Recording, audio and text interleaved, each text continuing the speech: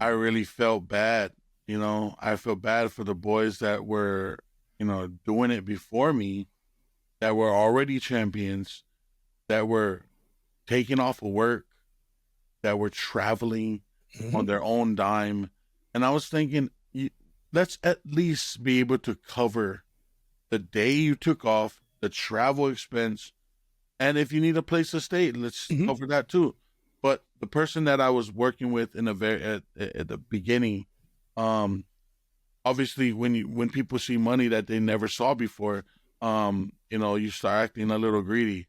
So, we're not gonna get into all that crazy stuff, but it's the same as any other sport. You're gonna come and you're gonna have to deal with some people you don't want to deal with. Yep. And I've dealt with almost every single person.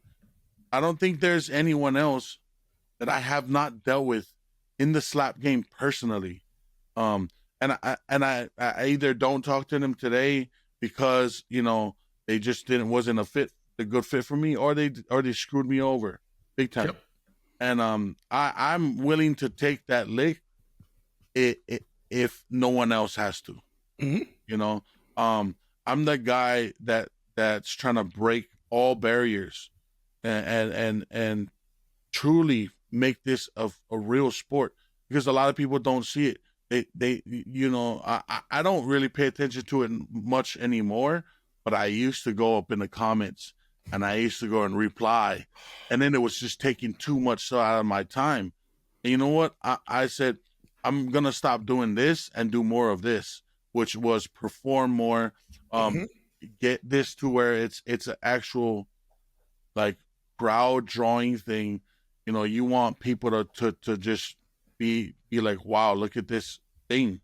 And it's not just people slapping, it's characters being built.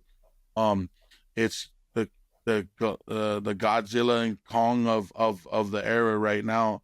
And I know in the future people are going to get paid a lot more. I'm not worried about that part, but I do have 6 kids, and for me to be paving the way and taking all this licks, I know God has a plan for me. So I'm willing to keep on keeping on, and whatever happens for me.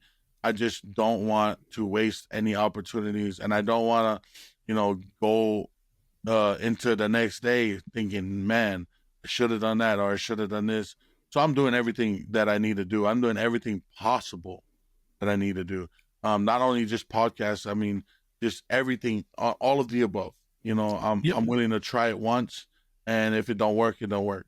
Yep. But right now, the way the sport is formed, I'm gonna just say, there's not a competitor that is doing this today that has done the things that I've done.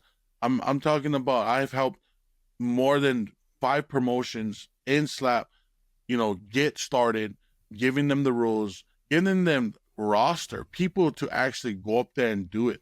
And I didn't want nothing in return. All I wanted was the growth of the sport. I just wanted to see everyone else get paid.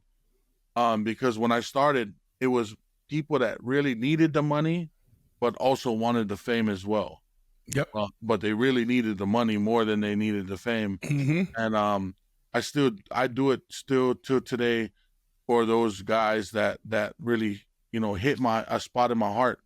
When we talked about, hey, what do you guys supposed the day of the fight, I would talk, grab these guys and kind of talk to them. Hey, what's going on? How's everyone doing? How you guys feeling? Are you guys up to for this? Are you like, what do you want out of this? Yep.